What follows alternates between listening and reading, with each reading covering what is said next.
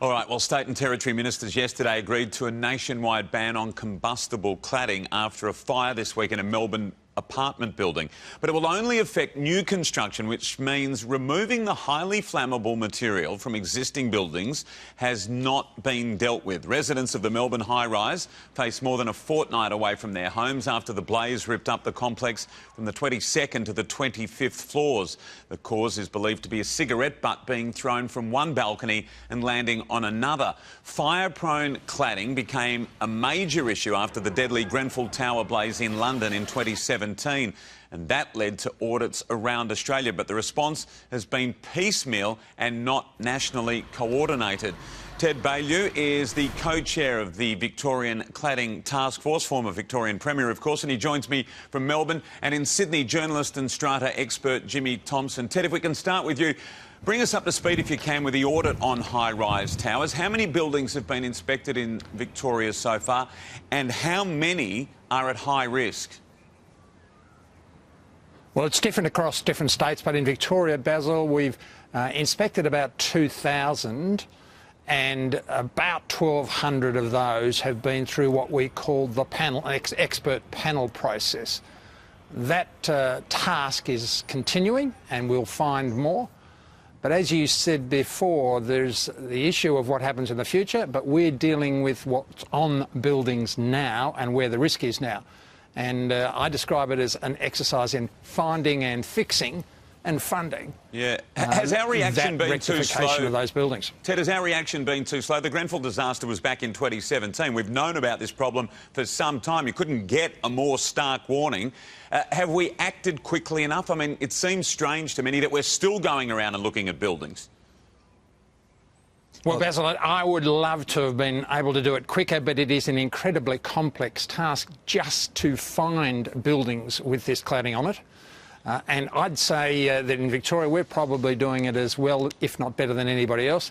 One of the issues is that jurisdictions are doing it on a different basis, doing the finding on a different basis. We've now got a very sophisticated audit tool which other jurisdictions are using, and that's been of some assistance.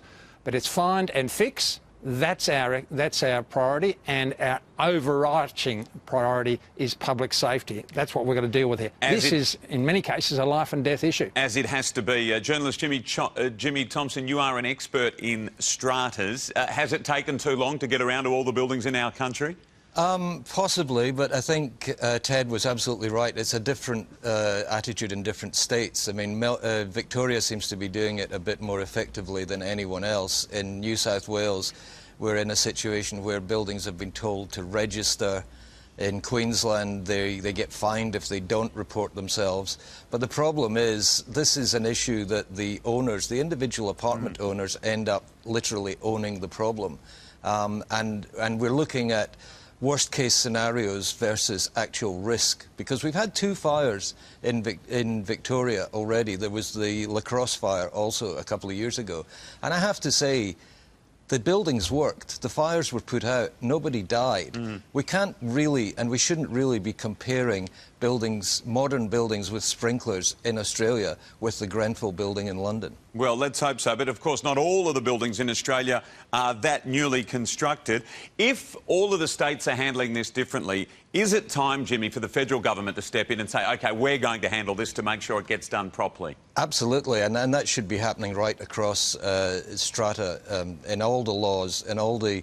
I mean, we've got this situation now where a developer can put up a building and it's covered in cladding and they disappear in Phoenix into another company. And when you say, well, you know this is happening, we say to our state governments, you know this is happening, do something to stop it. And they say, oh, it's a federal issue. And Ted, what about you? Would you welcome a federal government, rather, intervention to make sure that it's properly coordinated? Well, I think we saw yesterday there's certainly a consolidation of the views about a ban on the product and specifically what that dangerous product is and the situations where it can't be used. So I think that's a healthy thing. The building ministers have been meeting for some time, and over the last couple of years, and coordinating to that extent. But it's in this find and fix phase in particular where there are different methods. And there are different methods in the UK as well, and in other jurisdictions around the world. This is a worldwide problem. We think we're doing as well as anybody, but it's difficult, it's a serious issue, and for those owners who find themselves in this situation, it's obviously a very demanding issue, and it imposes all sorts of pressures on them. All right. Well, Ted Baillieu, Jimmy Thompson, thank you for your time. Let's hope we find it all and fix it all. Here's more. Thanks. Hear. Thank you, Baz. Well, it's the confession that divided the world, and today the fallout is continuing for actor Liam Neeson. While promoting his new movie, he revealed